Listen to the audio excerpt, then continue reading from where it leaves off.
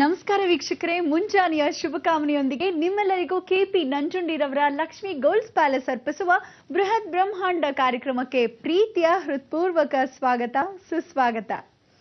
ಜೀವನದಲ್ಲಿ ಅಸಂತೋಷಕ್ಕೆ ಬಹುಪಾಲು ಕಾರಣ ಬೇರೆಯವರೆಲ್ಲರೂ ಸಂತೋಷವಾಗಿದ್ದಾರೆ ಅಂತ ತಿಳ್ಕೊಳ್ಳೋದು ಅಂತ ಹೇಳ್ತಾ ಬನ್ನಿ ಗುರುಜಿಯವರನ್ನ ಕಾರ್ಯಕ್ರಮಕ್ಕೆ ಎಂದಿನಿಂದ ಸ್ವಾಗತಿಸ್ಬಿಡೋಣ. ಶ್ರೀಯುತರು ಶ್ರೀ ಸಂಪೂರ್ಣ ಸನಾತನ ಧರ್ಮ ಸಂರಕ್ಷಣಾ ಸಮಿತಿಯ ಸಂಸ್ಥಾಪಕರು ಹಾಗೂ ಶ್ರೀ ಸಂಪೂರ್ಣ ವರಮಹಾಲಕ್ಷ್ಮಿ ಮಹಾಸಂಸ್ಥಾನದ ವ್ಯವಸ್ಥಾಪಕ ನಿರ್ದೇಶಕರು, ನಮ್ಮೆಲ್ಲರ ನಲ್ಮೆಯ ಗುರುಗಳು ಶ್ರೀ ನರೇಂದ್ರ ಬಾಬು ಶರ್ಮಾ ಗುರುಜಿಯವರು. ನಮಸ್ತೆ ಗುರುಜಿ, ನಿಮಗೆ ಬೃಹತ್ ಬ್ರಹ್ಮಾಂಡ ಕಾರ್ಯಕ್ರಮಕ್ಕೆ ಪ್ರೀತಿಯ ಸ್ವಾಗತ ಗುರುಜಿ. ನಮಸ್ಕಾರ, ಎಲ್ಲರಿಗೂ ನಮಸ್ಕಾರ. ಗುರುಜಿ, ಗುರುವಾರದ ಈ ದಿನ ಯಾವ ವಿಶೇಷ ಮಾಹಿತಿಯನ್ನ ನೀವು ನೀಡ್ತೀರಾ ಅಂತ ನಾವೆಲ್ಲರೂ ಕಾಯ್ತಿದ್ವಿ. ಅದ್ರ ಜೊತೆಗೆ ನಿನ್ನೆಯ ಕಾರ್ಯಕ್ರಮದಲ್ಲೇ ನೀವು ಹೇಳಿದ್ರಿ ನಾಳೆ ಒಂದು ರಹಸ್ಯವನ್ನ ಬಯಲು ಮಾಡ್ತೀನಿ ಅಂತ. ಅದು ಯಾವ ರಹಸ್ಯದ ಕುರಿತು ತಿಳಿಸ್ಕೊಡ್ಲಿದ್ದೀರಿ? ಖಂಡಿತ. ಎಲ್ಲ ವೀಕ್ಷಕ ಬಾಂಧವರಿಗೆ ಪರಿಪೂರ್ಣವಾದ ಸ್ವಾಗತ ನಿಮ್ಮೆಲ್ಲರ ಬ್ರಹ್ಮಾಂಡ ಲೋಕಕ್ಕೆ. ಇವತ್ತು ಗುರುವಾರ. ರಹಸ್ಯವನ್ನ ಹೇಳ್ತಕ್ಕಂಥದ್ದು ಶ್ರೀಕೃಷ್ಣ ರಹಸ್ಯಂ. ಈ ಶ್ರೀಕೃಷ್ಣ ರಹಸ್ಯದಲ್ಲಿ ಮೊದಲಾಗಿ ಗುರು ಸ್ಮರಣೆಯನ್ನು ಮಾಡಿಕೊಂಡು ಕೃಷ್ಣಂ ವಂದೇ ಜಗದ್ಗುರು ಅಂತ ಸ್ಮರಣೆ ಮಾಡ್ಕೋಬೇಕು. ಆ ಕೃಷ್ಣ ಜಗದ್ಗುರುನ ಸ್ಮರಣೆ ಮಾಡಿಕೊಂಡು ಕೃಷ್ಣ ರಹಸ್ಯಕ್ಕೆ ಹೋಗಬೇಕು. ಇವತ್ತಿನಿಂದ ಪ್ರತಿದಿನ ನೀವು ಕಾರ್ಯಕ್ರಮಗಳನ್ನು ಸರಿಯಾಗಿ ನೋಡಬೇಕು. ಏನಿದು ವಿಶೇಷವಾದ ಕಾರ್ಯಕ್ರಮ ಅಂತೀರಾ? ಭಾಳ ಚೆನ್ನಾಗಿರೋ ರಹಸ್ಯ ಕಾರ್ಯಕ್ರಮ ಇದು. ನಾ ಭೂತೋ ನ ಭವಿಷ್ಯತಿ ಯಾರೂ ತೋರಿಸದೇ ಇರತಕ್ಕಂಥ ಒಂದು ಕಾರ್ಯಕ್ರಮದಲ್ಲಿ ನಿಮಗೆ ನೂತನವಾಗಿ ತೋರಿಸ್ತಕ್ಕಂಥದ್ದು ಯಾವುದು ಹೊಸದೇನೂ ಅಲ್ಲ. ಹಳೇದಾಗಿರತಕ್ಕಂಥ ಕೃಷ್ಣ ಪರಮಾತ್ಮನು ದೇವಗಿರಿ ಅನುಗ್ರಹವನ್ನು ಪಡೆದಿರ್ತಕ್ಕಂಥವನು. ಅಂದರೆ ಅವನು ಹಾವಿನ ಜೊತೆ ಸರ್ಸ ಸಲ್ಲಾಪವನ್ನು ಆಡಿರೋದೆಲ್ಲಿ? ಅಂದರೆ ಕಾಳಿಂಗ ಸರ್ಪದ ಮೇಲೆ ಕಾಳಿಂಗ ಮರ್ದನವನ್ನು ಮಾಡಿದ್ದೆಲ್ಲಿ? ಆ ಜಾಗವೂ ನೀವು ನೋಡಬೇಕು. ಎಂಥ ಚೆಂದ ಗೊತ್ತಾ? ಎಲ್ಲಿದೆ? ಇದೇ ಕರ್ನಾಟಕದ ಹತ್ತಿರದಲ್ಲಿದೆ. ಅವನು ಗೋವರ್ಧನಗಿರಿ ಪರ್ವತವನ್ನು ಎತ್ತದ. ಎಲ್ಲಿದೆ? ಗೋಪಾಲ ಕೃಷ್ಣ ಅನುಗ್ರಹವನ್ನು ಪಡೆದಿರತಕ್ಕಂಥವನು ಇದೇ ದೇವನಹಳ್ಳಿ ಹತ್ತಿರದಲ್ಲೇ ಇರತಕ್ಕಂಥ ಗೋವರ್ಧನಗಿರಿ ಎತ್ತಿದ್ದಾನೆ.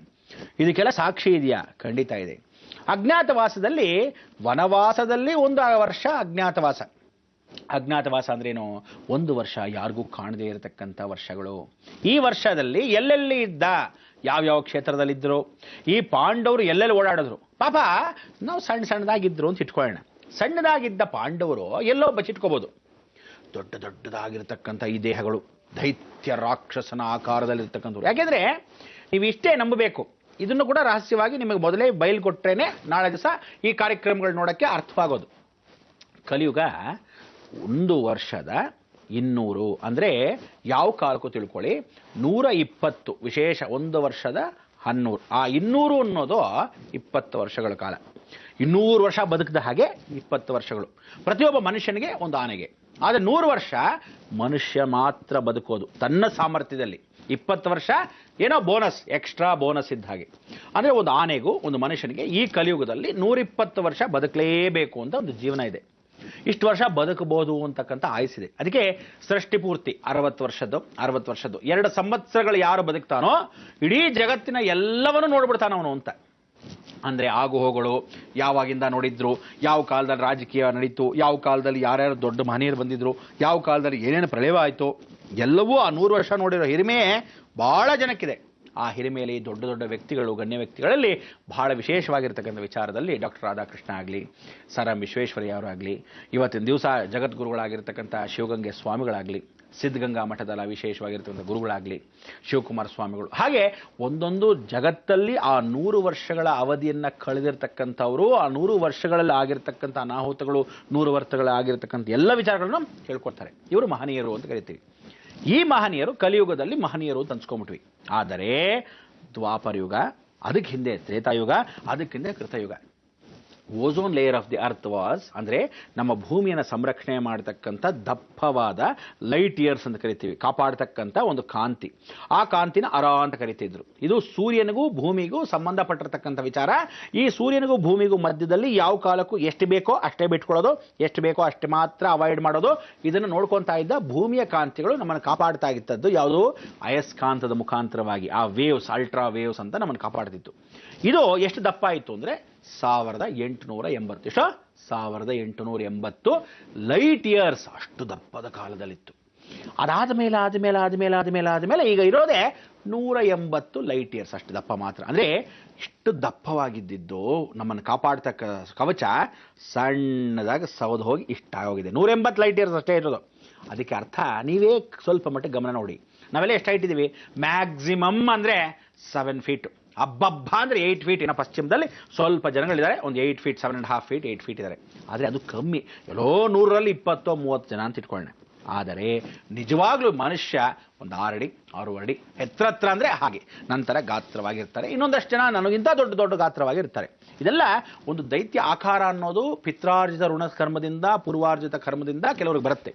ಕೆಲವರೆಲ್ಲ ಕುಬ್ಜನೆ, ಉಫ್ ಅಂತ ಉದ್ರೂ ಬೆಲೂನ್ ಥರ ಊದಲ್ಲ ಅವರು.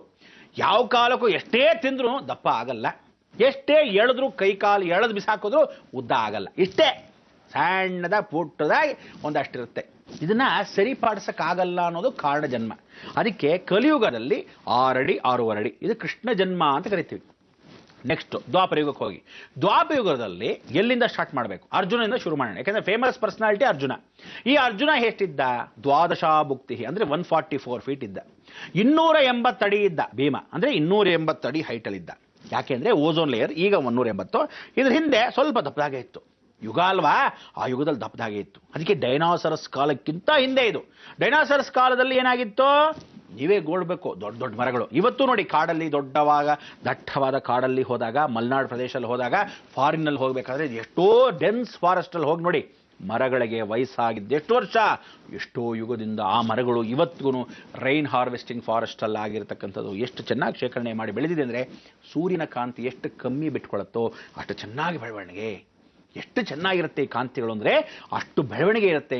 ಅದಕ್ಕೆ ಓಝೋನ್ ಲೇಯರ್ ಬಹಳ ದಪ್ಪದಾಗಿತ್ತು. ಅದಕ್ಕೆ 280 ಅಡಿ ಇದ್ದ ಭೀಮ ಆಗಿದ್ದಾಗ, ಅರ್ಜುನ ಹೀಗಿದ್ದಾಗ, ರಾಕ್ಷಸ ಸ್ವರೂಪದಲ್ಲಿರ್ತಕ್ಕಂಥ ಆ ರಾಕ್ಷಸರು ಹೇಗಿದ್ರು ಅಂದರೆ, ತ್ರೇತಾಯುಗದ ರಾಕ್ಷಸರಿಗೆ ಹೋದಾಗ ನೀವು ಯಾವ ರೀತಿ ಇದ್ರು? ರಾವಣ ಹೆಂಗಿದ್ದ, ಕುಂಭಕರ್ಣ ಹೇಗಿದ್ದ, ರಾವಣಗಿಂತ ದೊಡ್ಡವರು. ಇವರೆಲ್ಲ 1000 ಅಡಿ ದಾಟೇ ಬಿಟ್ಟಿದ್ರು. ಕೃತಯುಗದ ಕಾಲ ನೋಡಿ. ಹಾಗೆ ಒಂದೊಂದು ಕಾಲದಲ್ಲಿ ಒಂದೊಂದು ರಾಕ್ಷಸರು ಯಾಕೆ ದಪ್ಪ ಆಗಿದ್ರು ಅಂದರೆ, ಆ ಯುಗದಲ್ಲಿ ಅಷ್ಟು ದಪ್ಪವಾಗಿ ಗಾಢವಾದ ರಕ್ಷಣೆ ಭೂಮಿಗಿತ್ತು. ಭೂಮಿಯಲ್ಲಿ ಬೆಳೆದ ವಾತಾವರಣಗಳು ಹಾಗಿತ್ತು. ನಾವುಗಳು ತಿಂದ ಪದಾರ್ಥಗಳು, ಅದೇ ನಿಮ್ಮ ತಾತ ಮುತ್ತ ಅಂದ್ರೆ ನೋಡಿ, ಚೆನ್ನಾಗಿ ತಿನ್ನೋರು ಜಿನ್ನ ಆಗೋದು. ಈಗ ಅಯ್ಯೋ ಆಗಲ್ಲಪ್ಪ, ಆಗೋದಿಲ್ಲ, ಎಷ್ಟು ತಿನ್ನಕ್ಕೂ ಸಾಧ್ಯವಿಲ್ಲ. ಆದರೆ ಆ ಕಾಲದಲ್ಲಿ ಒಬ್ಬರು ತಾತ ಇದ್ರು. ಅವರು ಏನು ಗೊತ್ತಾ, ಬೆಳಗ್ಗೆ 25 ಚಪಾತಿ, ಅದಾದ್ಮೇಲೆ ಊಟ ಚಪಾತಿ 2 ಚಪಾತಿ ಹಾಕೊಂಡು ಅನ್ನ ತಿನ್ನೋದಲ್ವೇ, ಅವ್ರು ಹಂಗಲ್ಲ, 25 ಚಪಾತಿ ಆದಮೇಲೆ ಊಟ. ಆ ಥರ ಇತ್ತು ಆ ದೈವಶಕ್ತಿ ಅವರೆಲ್ಲ. ಆ ಜೀರ್ಣಶಕ್ತಿನೂ ಹಾಗಿತ್ತು. ಅಯ್ಯೋ ತಿಂತಾರೆ ಅನ್ನೋದಲ್ಲ. ಕೆಲವರು ಇರ್ತಾರೆ ಎಷ್ಟು ತಿಂದ್ರೂ ಅದಾಗಲ್ಲ.